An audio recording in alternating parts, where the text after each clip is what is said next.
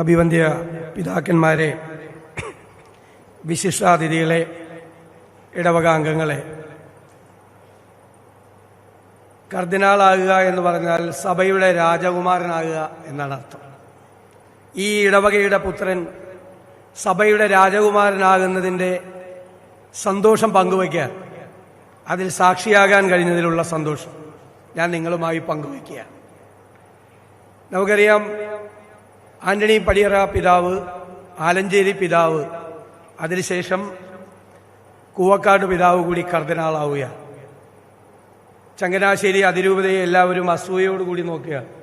3 പേരും ഈ അതിരൂപതയിൽ നിന്നാണ്.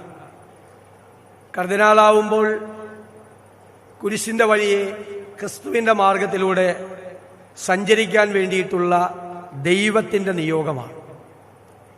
സ്നേഹത്തിന്റെ വഴികളിലൂടെ, ആ ക്രിസ്തുമാർഗത്തിലൂടെ സഞ്ചരിക്കാൻ ഒരുപാട് ആളുകളെ പ്രേരിപ്പിക്കാൻ വേണ്ടിയിട്ടുള്ള നിയോഗമാണ്. ആ ക്രിസ്തുവിന്റെ ദർശനത്തെ, അതിൻ്റെ സന്ദേശത്തെ ജനഹൃദയങ്ങളിൽ എത്തിക്കാൻ വേണ്ടിയിട്ടുള്ള ദൗത്യമാണ്. ക്രിസ്തുവിന് ശേഷം ശിഷ്യന്മാർ ലോകത്തെമ്പാടും പോയി ആ ദർശനത്തെ മുഴുവൻ ലോക മനസ്സുകളിലേക്ക് എത്തിക്കാൻ വേണ്ടി അവർ നടത്തിയ പ്രയത്നം, അത് ചരിത്രത്തിന്റെ ഭാഗമാണ്. ലോകത്തിന്റെ എല്ലാ വൻകരകളിലും, എല്ലാ നഗരങ്ങളിലും, എല്ലാ ഗ്രാമങ്ങളിലും അവർ പോയി നടത്തിയ തീക്ഷ്ണമായ പ്രയത്നമാണ് ഇന്ന് ആ സന്ദേശം ലോകത്തെ മുഴുവൻ പ്രത്യയശാസ്ത്രവും, ലോകം മുഴുവനായി അത് മാറിയത് എന്ന് നമ്മൾ അറിയണം. എന്താണ് ഈ സന്ദേശത്തിന്റെ പ്രസക്തി? ലോകം മുഴുവൻ വിദ്വേഷവും വെറുപ്പും നിറയുന്നൊരു കാലത്താണ് നമ്മൾ ജീവിക്കുന്നത്. യുദ്ധങ്ങൾ പെരുകുന്നൊരു കാലത്താണ് നമ്മൾ ജീവിക്കുന്നത്. മനുഷ്യനെ വെറുപ്പോടുകൂടി നോക്കാൻ, വിദ്വേഷത്തോടുകൂടി നോക്കാൻ പ്രേരിപ്പിക്കുന്ന ഒരു കാലത്തിലാണ് നാം ജീവിക്കുന്നത്. ആ ക്രിസ്തുവിന്റെ സന്ദേശം ലോകത്തെല്ലായിടത്തും എത്തിക്കാൻ ശിഷ്യന്മാർ ശ്രമിച്ച കാലത്ത് അവർ നേരിട്ട വെല്ലുവിളികൾ തന്നെ ഇന്ന് ലോകത്തെല്ലായിടത്തും നേരിടുന്നു. നമ്മുടെ രാജ്യവും വെറുപ്പിന്റെയും വിദ്വേഷത്തിന്റെയും ലോകത്തിലേക്ക് പോകുന്നു എന്നുള്ള ഭയപ്പാടിലാണ് നമ്മൾ. വളരെ ചെറിയ ഇന്ന് ഇന്ത്യയിലെ ക്രൈസ്തവ ലോകം ഒരുപാട് ഭീഷണികളെ നേരിടുകയാണ്. ഞാൻ ക്രിസ്ത്യൻ യുണൈറ്റഡ് ഫോറത്തിന്റെ റിപ്പോർട്ടുകൾ എപ്പോഴും വാച്ച് ചെയ്യുന്ന ഒരാളാണ്. 783 അക്രമങ്ങളാണ് ഈ വർഷം ഒക്ടോബർ 31 വരെ ക്രൈസ്തവർക്ക് നേരിടേണ്ടി വന്നത് ഈ രാജ്യത്ത്. മണിപ്പൂർ ഇപ്പോഴും കത്തിയിരിക്കുകയാണ്. 255 ദേവാലയങ്ങളാണ് തകർക്കപ്പെട്ടത്. ഒരുപാട് മനുഷ്യരെയാണ് കൊന്നൊടുക്കിയത്. ഒരുപാട് മനുഷ്യരെയാണ് പച്ചയോടുകൂടി കത്തിച്ചത്. ഈ വെറുപ്പും വിദ്വേഷവും അവസാനിപ്പിച്ചേ മതിയാവും. വെറുപ്പിനും വിദ്വേഷത്തിനുമെതിരായിട്ടുള്ള ലോക ചരിത്രത്തിലെ ആദ്യത്തെ യുദ്ധപ്രഖ്യാപനം നടത്തിയത് ക്രിസ്തുവാണ്. അദ്ദേഹമാണ് വെറുപ്പിനും വിദ്വേഷത്തിനും എതിരായി സ്നേഹത്തിന്റെ പ്രവാചകനായി മാറി സ്നേഹത്തിന്റെ സന്ദേശം അതിനെതിരായി എല്ലാവരുടെയും മനസ്സുകളിൽ എത്തിച്ചത്. മത്തായിയുടെ സുവിശേഷത്തിലെ 5-ാം അധ്യായത്തിലെ 38 മുതൽ 48 വരെയുള്ള വാചകങ്ങൾ ലോക ചരിത്രത്തിന് തന്നെ വഴികാട്ടിയായി നിൽക്കുന്ന പ്രകാശഗോപുരങ്ങളാണ്. കണ്ണിന് പകരം കണ്ണും പല്ലിനു പകരം പല്ലും എന്നാണ് അരുളി ചെയ്യപ്പെട്ടിട്ടുള്ളത്. പക്ഷെ ഞാനോ നിങ്ങളോട് പറയുന്നത് ദുഷ്ടനെ പോലും സ്നേഹിക്കുക എന്നതാണ്. നിന്റെ വലത് കരടത്ത് അടിക്കുന്നവന് മറ്റത് കൂടി കാട്ടിക്കൊടുക്കുക എന്നതാണ്. നിങ്ങൾ അവരെ സ്നേഹിക്കുക എന്നതാണ്. നിന്റെ വ്യവഹാരത്തിലൂടെ നിന്റെ വസ്ത്രം പിടിച്ചു പറിക്കാൻ വരുന്നവന് നിന്റെ പുതപ്പ് കൂടി കൊടുക്കുക എന്നുള്ളതാണ്. യാചകനെ ധർമ്മം കൊടുക്കുക എന്നുള്ളതാണ്. നിങ്ങൾ കൂട്ടുകാരനെ സ്നേഹിക്കുകയും ശത്രുക്കളോട് പകവയ്ക്കുകയും ചെയ്യണമെന്നാണ് അരുള ചെയ്യപ്പെട്ടിട്ടുള്ളത്. പക്ഷെ ഞാനോ നിങ്ങളോട് പറയുന്നത് ശത്രുക്കളെ സ്നേഹിക്കുക, നിന്നെ ഉപദ്രവിക്കുന്നവനെ നീ സ്നേഹിക്കുക എന്നതാണ്. ഏറ്റവും വലിയ ഒരു തത്വമാണ് അതിലൂടെ പ്രകാശിതമായത്. ഞാൻ ആ വാക്യങ്ങൾ സമയക്കുറവ് മൂലം പൂർത്തിയാക്കുന്നില്ല. അദ്ദേഹം പറയുന്നുണ്ട്, നല്ലവനും നല്ലതല്ലാത്തവനും മീതെ സൂര്യൻ ഉദിപ്പിക്കുന്നവനാണ് സ്വർഗസ്ഥനായ നിങ്ങളുടെ പിതാവ്. നീതിമാന്റെയും നീതികെട്ടവന്റെയും മീതെ മഴ പെയ്യിപ്പിക്കുന്നവനാണ് സ്വർഗസ്ഥനായ നിങ്ങളുടെ പിതാവ്. അവന്റെ പുത്രന്മാരാകാൻ വേണ്ടിയിട്ടുള്ള ശ്രമമാണ് ഈ സ്നേഹത്തിന്റെ സന്ദേശം. ഇതിനേക്കാൾ വലിയ വിദ്വേഷത്തിനും വെറുപ്പിനും എതിരായിട്ടുള്ള ഒരു സന്ദേശം നമുക്കൊരിടത്തും കാണാൻ കഴിയില്ല. ആ സന്ദേശം ഉൾക്കൊണ്ടുകൊണ്ടാണ് 2 പേരുണ്ടായിരുന്നു പ്രവർത്തിച്ചവർ. മഹാത്മാഗാന്ധിയും റെവറൻഡ് മാർട്ടിൻ ലൂതർ കിങ്ങും പിന്നീട് ഈ കാലഘട്ടത്തിൽ അതിന്റെ പ്രവാചകനായി മാറിയത് സമാധാനം മുഴുവൻ ലോകത്തിൽ എത്തിക്കാൻ ശ്രമിക്കുന്നത് ഫ്രാൻസിസ് മാർപ്പാപ്പയുമാണ്. ലവിങ് എനിമീസ്, നിങ്ങളുടെ എതിരാളികളെ സ്നേഹിക്കുക എന്ന് പറയുന്ന മാർട്ടിൻ ലൂതർ കിങ്ങിന്റെ ഒരു സീരീസ് ഓഫ് പ്രസംഗമുണ്ട്.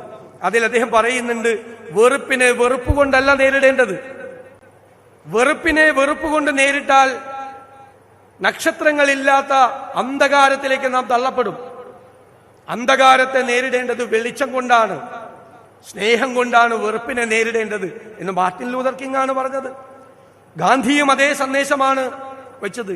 ഇന്ന് വെറുപ്പിന്റെയും വിദ്വേഷത്തിന്റെയും എല്ലാവരുടെ ഇടയിലും അത് കലർത്താൻ ശ്രമിക്കുന്നവരെ നമ്മൾ നന്നായി തിരിച്ചറിയുക.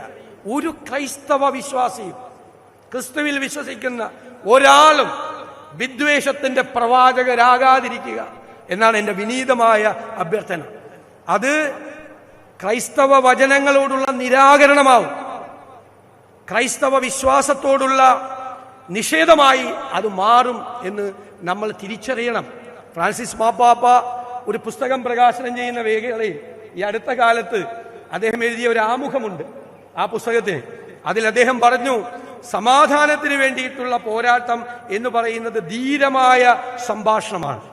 വെറുപ്പിന്റെയും വിദ്വേഷത്തിനും പകരം സ്നേഹത്തിന്റെ കാന്തി പടർത്താൻ വേണ്ടി നമ്മൾ ശ്രമിക്കുക എന്നുള്ളതാണ്.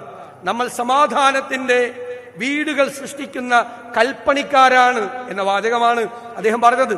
അതൊരു വലിയ സന്ദേശമാണ്. അതുപോലുള്ള സന്ദേശം ഈ വെറുപ്പിന്റെയും വിദ്വേഷത്തിന്റെയും കാലത്ത് ജനങ്ങളിലേക്ക് എത്തിക്കാൻ വേണ്ടിയിട്ടുള്ള വലിയ ഉത്തരവാദിത്തമാണ് കൂവക്കാട് പിതാവിനുള്ളത്. ഇവിടെ പെരുന്തോട്ടം പിതാവ് സംസാരിച്ചപ്പോൾ പറഞ്ഞു, ഇത് എല്ലാ ഉത്തരവാദിത്തങ്ങളും യഥാർത്ഥത്തിൽ കുരിശു ചുമക്കലാണ്. തോമസ് അക്വിനാസിന്റെ പ്രസിദ്ധമായൊരു പുസ്തകമുണ്ട്, ഇമിറ്റേഷൻ ഓഫ് ക്രൈസ്റ്റ്. അതിലെനിക്ക് ഏറ്റവും ഇഷ്ടപ്പെട്ട വാചകം, ഈ ക്രിസ്തുവിന്റെ സ്വർഗരാജ്യത്തോട് അധികം പേർക്ക് താല്പര്യം ഉണ്ടാവും, കൂടുതൽ താല്പര്യം ഉണ്ടാവും. പക്ഷേ കുരിശു ചുമക്കാനുള്ള അവന്റെ പ്രേരണയോട് അധികം പേർക്ക് താല്പര്യം ഉണ്ടാവില്ല. എല്ലാ ഉത്തരവാദിത്തങ്ങളും ഒരർത്ഥത്തിൽ കുരിശു ചുമക്കലാണ്. ആത്മാർത്ഥതയോടുകൂടി, അർപ്പണബോധത്തോടുകൂടി, ദൈവവിശ്വാസത്തോടുകൂടി ആ കുരിശേറ്റെടുത്ത് മുന്നോട്ട് പോകാൻ അദ്ദേഹത്തിന് കഴിയട്ടെ. അതിനുള്ള പ്രാർത്ഥനകളാണ് നമ്മുടെ എല്ലാവരുടെയും ഭാഗത്ത് നിന്ന് ഉണ്ടാകേണ്ടത് എന്ന് ഞാൻ ഓർമ്മപ്പെടുത്തുകയാണ്. ഞാൻ അവസാനിപ്പിക്കുക. എനിക്ക് ചെറുപ്പക്കാരോടും എല്ലാവരോടും പറയാനുള്ളത്, എന്നെ വിളിച്ചപ്പോൾ പറഞ്ഞു ഞാൻ ഒരു പേജ് ബൈബിൾ വായിക്കുക. നിങ്ങൾ ബൈബിൾ വായിക്കണം. അത് ദൈവവും മനുഷ്യനും തമ്മിലുള്ള സംഭാഷണത്തിന്റെ, ആശയവിനിമയത്തിന്റെ പ്രാമാണിക ഗ്രന്ഥമാണ്. ആശയവിനിമയമാണ്, സംഭാഷണമാണ്. എങ്ങനെയാ തുടങ്ങുന്നത്? ആദ്യത്തെ വാചകം മനുഷ്യനോട് തന്നോട് രൂപസാദൃശ്യമുള്ള ആദത്തിനെ സൃഷ്ടിച്ചുകൊണ്ട് ദൈവം പറഞ്ഞ വാചകം ചോദിച്ചാണ്, ആദം നീ എവിടെയാകുന്നു എന്നാണ്. എല്ലാ നേരവും ദൈവം നമ്മളോട് ചോദിച്ചുകൊണ്ടിരിക്കുകയാണ്, നീ എവിടെയാകുന്നു എന്ന്. ഞാനത് കേൾക്കുന്നുണ്ട്, നിങ്ങളത് കേൾക്കുന്നുണ്ടോ എന്ന് നോക്കണം. അത് വാത്സല്യത്തോടെ, സ്നേഹത്തോടെ, കാർക്കശ്യത്തോടെ മുന്നറിയിപ്പ് നൽകിക്കൊണ്ട് ശ്രദ്ധിക്കണം എന്ന് പറഞ്ഞുകൊണ്ടുള്ള വിളിയാണ്, ആദം നീ എവിടെയാകുന്നു എന്ന്. അതിൽ തുടങ്ങി എന്റെ വചനങ്ങൾ ഭൂമിയുടെ അറ്റത്തോളം പോയി ഘോഷിപ്പിക്കുവിൻ എന്ന് പറഞ്ഞ സംഭാഷണത്തിന്റെ അവസാന വാചകമാണ്.